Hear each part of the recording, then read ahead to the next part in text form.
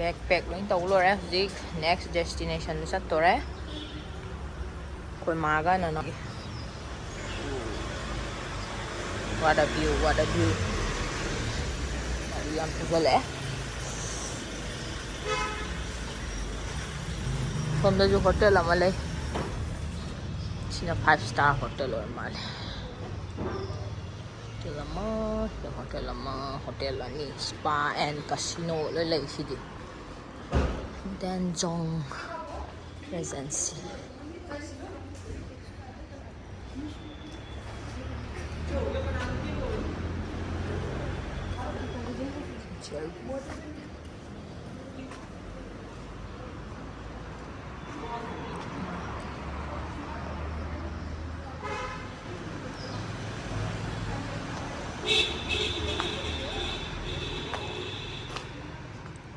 Guas Cherry Hall.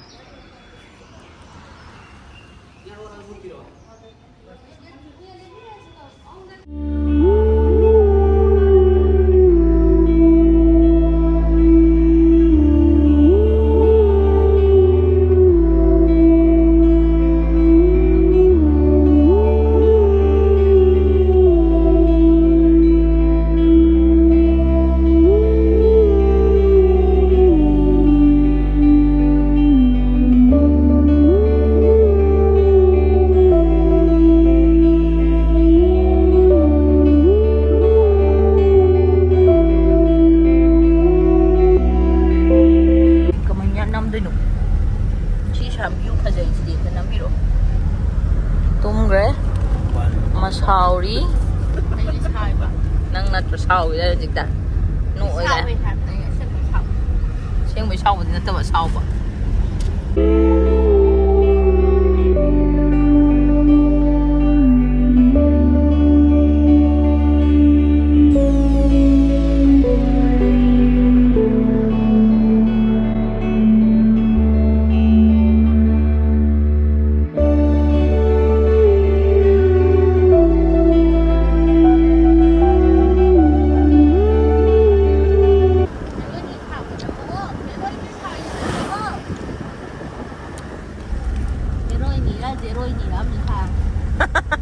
Tadi hero ini kusano na ito.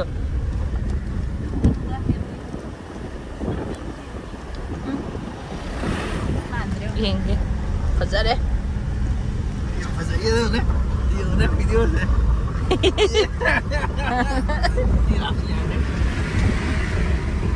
Apa ya nih dok?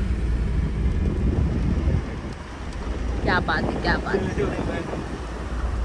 आप चलो माना की status था nó vừa thôi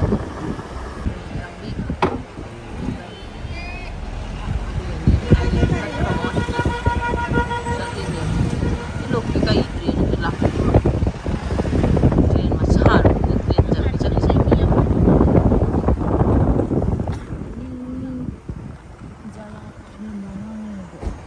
xem tiền mà thắc cái này ui ui train yo yang tie le ni kata ni Kevin ni kata ni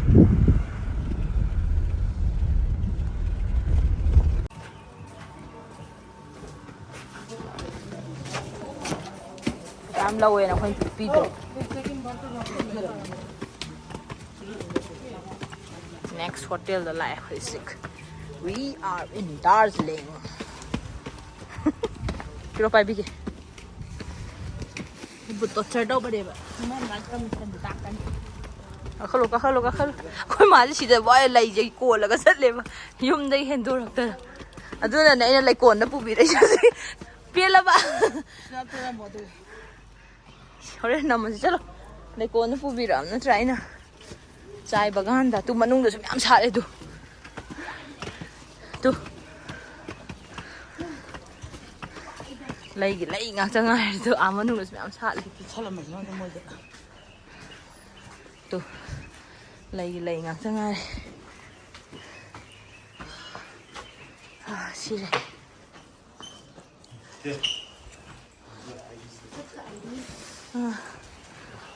interlink oi bai room ne ba dadai ka khoi ka ga ne ma pan dei phau na de ma nung de dum phau na bai ba yaw le loi mo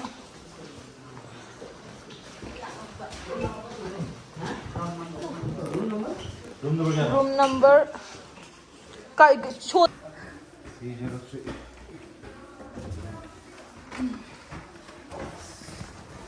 She room segi interlink tawdeba. She akhoi yo man. It's a Japanese room.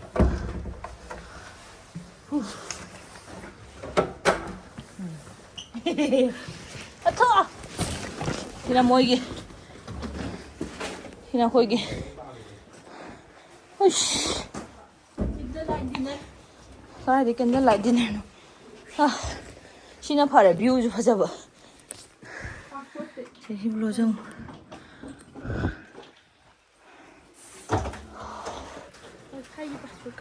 Wifi password sile ante.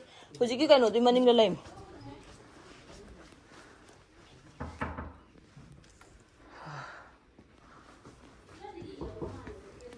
खुला है Oh, sorry, man. Apa na bench? Oh. Ay, yang pare si mati ang nurse. Mati ang nurse. Ama tu interlink lai gum tau bani ngo koi. Lai tia. Interlink ana di thai.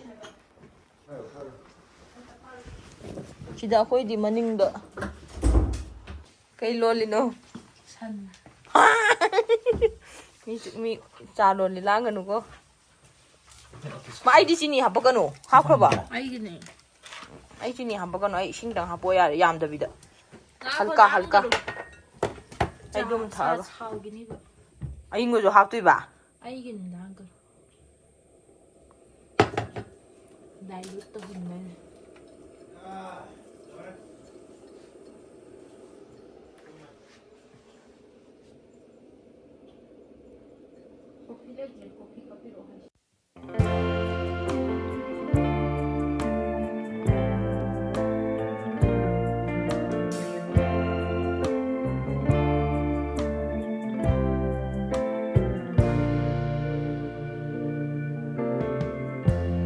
Lighten up, take me on your magic river.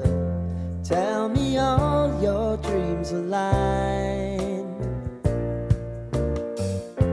Sign me up and tell me about the people that you know who are trying to feel alive.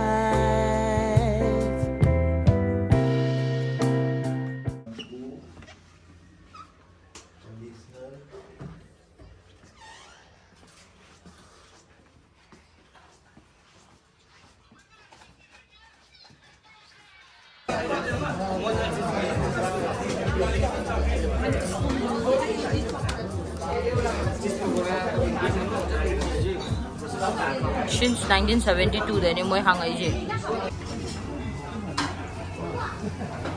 Hangai to minsan ni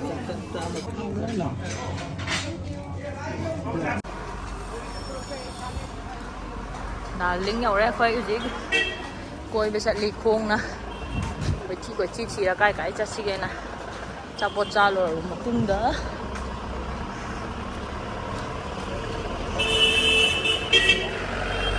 minute 500 meter kilometer tăng thái một chút thôi nè nông chút ta đặc thôi rồi tôi làm đi chắp bột bột năm bây giờ đi dầu rồi có mũ sao cái